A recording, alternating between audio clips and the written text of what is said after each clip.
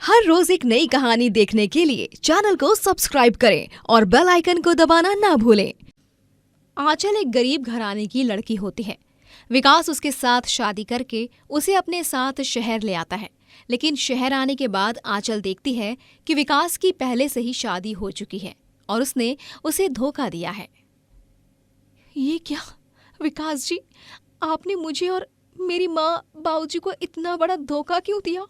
मेरे बाबूजी ने अपनी जिंदगी भर की कमाई से आपको दहेज दिया। वो कितने खुश थे क्योंकि उनकी बेटी एक शहरी ससुराल में ब्याहने जा रही थी, लेकिन ये सब। चल चल, ज्यादा भाषण मत दे अब। हाँ, तू अब इस पिंजरे में फंस चुकी है। अब तूने अगर अपने मायके जाने की कोशिश भी की तो तेरी टांगे तोड़ देंगे हम। इस घर की बहू रानी हमारी बेगा बहू है और तुम अब इस घर की नौकरानी हो, समझी आंचल? क्या? वाह विकास वाह, मान गई तुम्हें मैं। मेरा काम करने के लिए तुमने एक मुफ्त की नौकरानी ला दी। धन्यवाद मेरे प्यारे पतिदेव। तुम्हारे लिए कुछ भी मेघा मेरी जान। ए लड़की, अब यहीं पर खड़ी रहेगी या काम भी करेगी? चल जाकर सारे काम निपटा। बहुत सारे काम रहते हैं और अब तुझे सुबह से लेकर रात तक बस यहाँ पर काम ही करना होगा।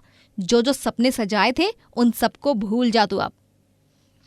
आंचल के साथ बहुत बड़ा धोखा हुआ था, लेकिन वो किसी को कुछ बता भी नहीं पा रही थी और विकास के परिवार वाले उसके साथ खूब सख्ती से पेश आते। उसकी माँ हेमा, बीवी मेघा और पिता रविंद्र तीनों आंचल से ढेर सारा काम करवाते। ओ महारानी, तू 5 मिनट भी आराम नहीं कर सकती? चल उठ और उठकर जल्दी से मेरे लिए मूंग दाल का हलवा बना। उठती है या तुझे गरम तवे पे चटके दूं? ठीक है पापा जी, मैं अभी बनाती हूँ। एक दिन जब आंचल से गलती से सफाई करते वक्त विकास और मेघा की शादी का फोटो फ्रेम टूट जाता है, तभी मेघा उसे बहुत मारती है। ये ले, मैं जानती हूँ तूने ये जानबूझकर ही किया है। जानबूझकर तूने मेरे और विकास के फोटो फ्रेम को तोड़ा है। नहीं नहीं नहीं, मत मारो मुझे मेघा, मुझे बहुत दर्द हो रहा है। मेघा, मैंने जानबूझकर ये फोटो फ्रेम नहीं तोड़ा है, ये गलती से टूट गया है मुझसे। मेरी बात पर विश्वास करो मेघा। अब तो इसे 3 दिन तक भूखी प्यासी ही रखना, तब इसकी अकल ठिकाने आएगी और अगली बार से ये अच्छे से काम कर पाएगी।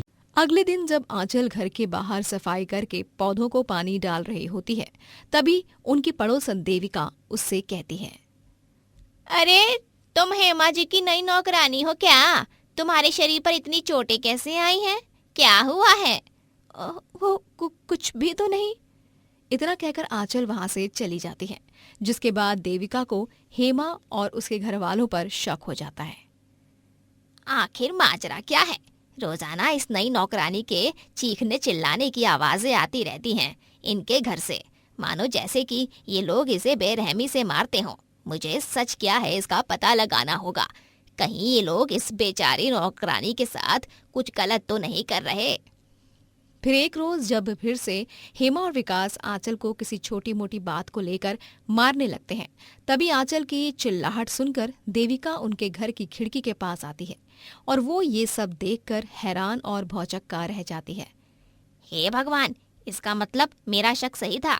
मुझे फौरन पुलिस को बुलाना होगा। मैं इस मासूम लड़की के साथ अन्याय नहीं होने दूंगी। देविका फौरन पुलिस को बुलाती है और पुलिस ऑफिसर विकास और उसके बुरे घरवालों को गिरफ्तार करके ले जाते हैं, जिसके बाद आंचल अब देविका के पास चली जाती है। धन्यवाद देविका काकी, आपके कारण आज मैं उस पिंजरे से आजाद हो पाई हूँ, वरना मुझे तो लगा था कि मैं कभी वहां से निकल नहीं पाऊंगी और जिंदगी भर बस उनके अत्याचार को सहती ही रहूंगी। कोई बात नहीं आंचल, अब तुम्हें परेशान होने की कोई जरूरत नहीं है और ना ही घबराने की। तुम एक औरत हो और एक औरत माँ दुर्गा का रूप होती है। मैं यहाँ शहर में अकेली ही रहती हूँ। मेरे बच्चे विदेश में काम करते हैं। तुम चाहो तो मेरे साथ यहाँ रह सकती हो। हाँ देविका काकी, धन्यवाद। मैं गांव में रह रहे मेरे माँ बाबूजी को सब कुछ अभी नहीं बताऊंगी, लेकिन कुछ समय बाद बता दूंगी। अभी मेरे बाबूजी की तबीयत थोड़ी खराब सी है, वो खामखा चिंता करेंगे, जिसके बाद उनकी तबीयत और ज्यादा खराब हो सकती है। हाँ आंचल, तुमने बिल्कुल सही कहा। मत बताओ उन्हें कुछ भी अभी। आंचल देविका के साथ रहने लगती है। आंचल के हाथ का इतना स्वादिष्ट और मजेदार खाना खाकर देविका उससे कहती है, आंचल, तुम्हारे हाथों में ऐसा कौन सा जादू है बेटा? इतना अच्छा खाना कैसे बना लेती हो तुम? सच में मैं तो फैन हो गई हूँ। हाँ, अब से तुम्हारे हाथ के खाने की ये दाल, ये सब्जी, उफ क्या स्वाद है। धन्यवाद देविका काकी, और लीजिए ना, ये पापड़ और सलाद भी खाइए। आंचल, क्यों ना तुम एक ढाबा खोलो जहाँ पर तुम ये सारे स्वादिष्ट स्वादिष्ट पकवान बनाकर बेच सको। तुम पैसे कमा पाओगी। लेकिन काकी वो मैं जानती हूँ तुम्हें घबराहट महसूस हो रही है, लेकिन बेटा, जीवन में हमें हमेशा अपने पैरों पर खड़े होकर आगे जाना होता है। यही समय है बेटा कुछ करके दिखाने का और जीवन को सही तरह से जीने का। अब बेचारी नहीं, इस दुनिया की सबसे साहसी और मेहनती महिला बनने का वक्त आ गया है। तुम्हें ढाबा खोलने में मैं मदद करूंगी। तुम्हें उन सब की चिंता करने की भी जरूरत नहीं है। ठीक है काकी, तो तय रहा, मैं अब अपना ढाबा खोल कर ही रहूंगी। आंचल अब शहर में अपना ढाबा खोलती है, जहां पर वो तरह तरह के पकवान बनाती है, जिन्हें खाकर ग्राहक बड़े खुश हो जाते हैं। अब धीरे धीरे आंचल के ढाबे पर ग्राहकों का आना जाना बढ़ जाता है। क्या बेहतरीन और उम्दा खाना बनाया है। ये वेज पुलाव और बूंदी रायता खाकर तो वाकई में मजा ही आ गया। सच में शहर में भी अभी तक एक का ये बेस्ट ढाबा है। मैं तो अब हर किसी को कहूंगा कि 5 स्टार छोड़ो, तुम सब आंचल के ढाबे पर आओ। आंचल अब ढाबे के जरिए पैसे कमाने लगती है और वो धीरे धीरे भोली आंचल से साहसी और निडर आंचल बनने लगती है और अपने पैरों पर खड़े होकर वो आखिरकार आत्मनिर्भर बन जाती है। वो अपनी माँ और बाबूजी को भी शहर बुला लेती है और एक नए घर में रहने लगती है। बेटी, हमें तुम पर बहुत नाज है। तुमने जो किया है वो सच में काबिले तारीफ है। हाँ चल बेटिया, हमें माफ कर दो। हमने तुम्हें इस हैवान के हाथों में दे दिया था। कोई बात नहीं बाबूजी, अब सब ठीक हो चुका है। उस हैवान के हाथों में आने के बाद ही तो मैं देविका काकी से मिल पाई हूँ और उनकी मदद से आज मैं अपने बलबूते ये सब कर पाई हूँ। धन्यवाद देविका काकी। आप अगर मुझे प्रोत्साहित नहीं करती और सही मार्गदर्शन नहीं देती ना, तो आज मैं इस मुकाम पर नहीं पहुँच पाती। आप सही कहती हो, हर लड़की को आत्मनिर्भर होना चाहिए और बिना किसी से डरे गलत का खिलाफ लड़ना चाहिए और बेचारी ना बनकर हमेशा खुद का बचाव करना चाहिए। डर कर कुछ नहीं मिलता। हाँ आंचल, मुझे भी आज तुम पर बहुत फक्र महसूस हो रहा है कि तुमने इतना सब कुछ सहने के बाद भी हार नहीं मानी और हर मुश्किल का सामना करके आज इस शहर में अपना घर बना लिया और आज पूरे शहर में तुम्हारे ढाबे का ही बोलबाला है। जीती रहो बेटी। ये थी आंचल की कहानी। आंचल की तरह हम में से कई सारी लड़कियां आज भी डोमेस्टिक वायलेंस यानी कि घरेलू हिंसा का शिकार होती हैं, लेकिन हर लड़की को निडर होकर अपने लिए लड़ना आना चाहिए और साथ ही अपने पैरों पर खड़े होकर बिना किसी के सहारे के आगे बढ़ना भी आना चाहिए। नित्यमपुर कहकर एक गांव में चंदू नामक एक गरीब आदमी अपनी बीवी कामिनी संग रहता है। उसका उस गांव में मटन और चिकन बिरयानी का ढाबा होता है और उसके हाथ की बनी ये बिरयानी हर किसी को बहुत पसंद आती है।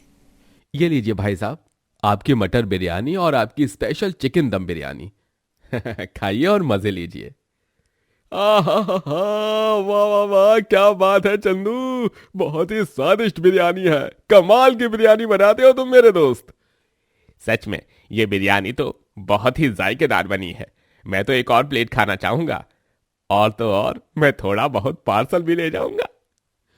जी जी, क्यों नहीं, मैं आपके लिए एक और प्लेट लगवाता हूं और तो और आपका पार्सल भी पैक करता हूं।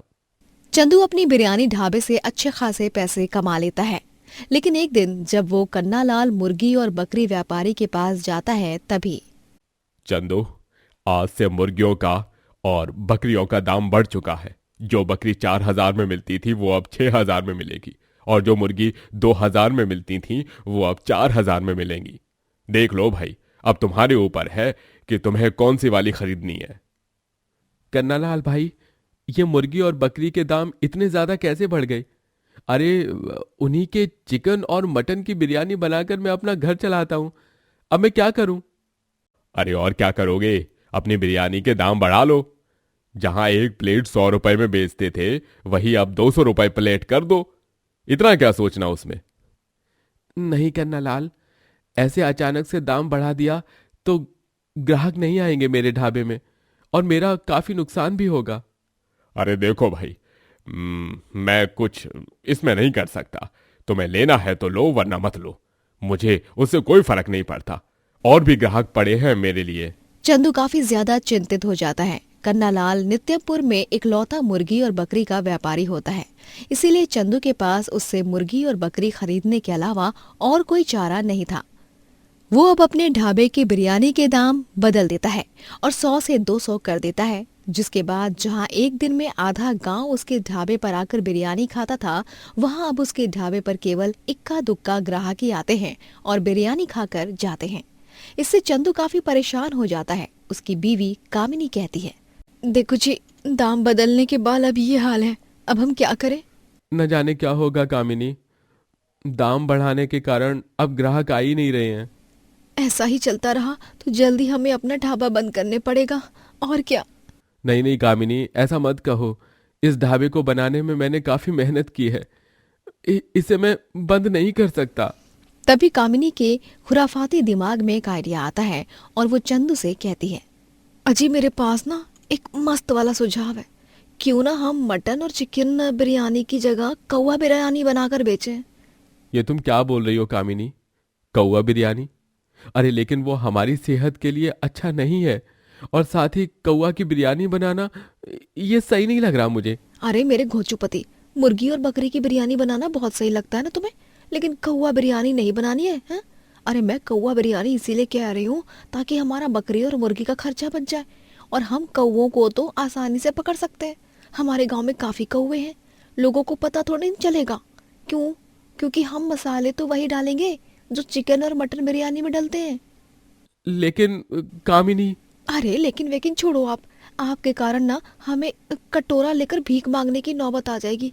यूं हाथ पर हाथ धरे बैठे रहोगे तो कुछ नहीं होगा, कुछ ना कुछ तो करना ही होगा, और कौवा बिरयानी बेचना ही सही विकल्प है। ठीक है कामिनी। हम फिर से अपने दाम कम कर देंगे, और फिर देखना कैसे ग्राहक फिर से हमारे ढाबे की बिरयानी खाने आते हैं। कामिनी और चंदू अब कौवा बिरयानी बनाकर बेचने लगते हैं, और फिर से दाम कम हो जाने के बाद ग्राहक अब फिर से उसके ढाबे में बिरयानी खाने आने लगते हैं।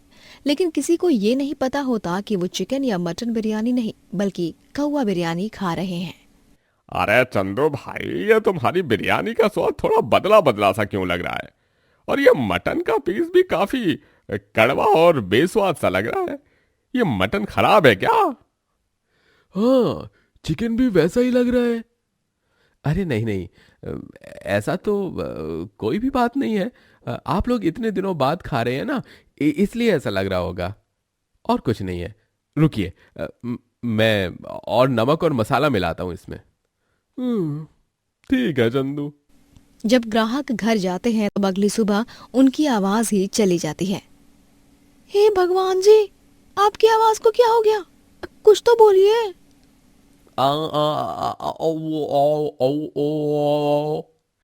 अरे ये आओ क्या कर रहे हो हैं जी? किसी बेजुबान की तरह कुछ तो बोलिए।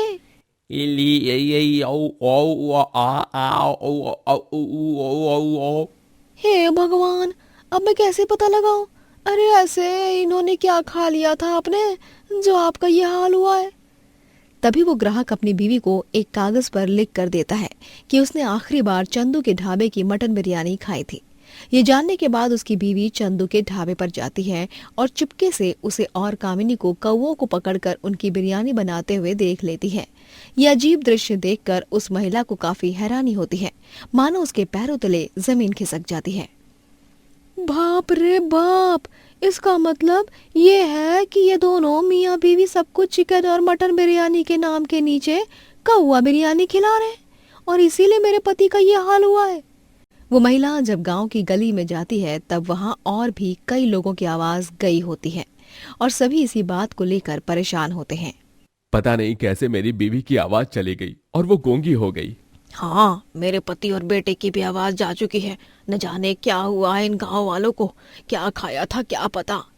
मैं जानती हूँ, जिन जिन की आवाज गई है उन सभी ने चंदू के ढाबे की कौवा बिरयानी खाई थी। मैंने अपनी आंखों से देखा है चंदू और उसकी बीवी को, हाँ, अपने ढाबे में चुपके से कौवा बिरयानी बनाते हुए। क्या? ये सब सुनकर सबके होश उड़ जाते हैं और सभी फौरन चंदू के ढाबे पर जाते हैं और पथराव करते हैं। गांव वाले चंदू और कामिनी को खूब मारते हैं। हमें माफ कर दो, हमसे गलती हो गई। हाँ, हम दोबारा ये गलती नहीं दोहराएंगे, माफ कर दो हमें। तुम दोनों के कारण गांव के आधे लोगों ने अपनी आवाज गंवा दी है। अरे लालच के लिए इतना कैसे गिर सकते हो तुम दोनों? अब बहुत हुआ इन दोनों का, अब ये दोनों इस गांव में नहीं रहेंगे। निकाल दो इन्हें इस गांव से, तब दूसरे गांव में जाकर इनकी अकल ठिकाने आएगी, जब इनके पास काम भी नहीं रहेगा और ना ही रहने या खाने का कोई ठिकाना। हाँ, एकदम सही कहा, निकालो इन दोनों मियाँ बीवी को इस गांव से बाहर। गांव वाले चंदू और कामिनी के ढाबे को तोड़कर उन दोनों को उस गांव से बाहर निकाल देते हैं। एक हफ्ते के इलाज के बाद उन सभी गांव वासियों की आवाज फिर से लौट आती है, जिन्होंने अपनी आवाज खोई होती है।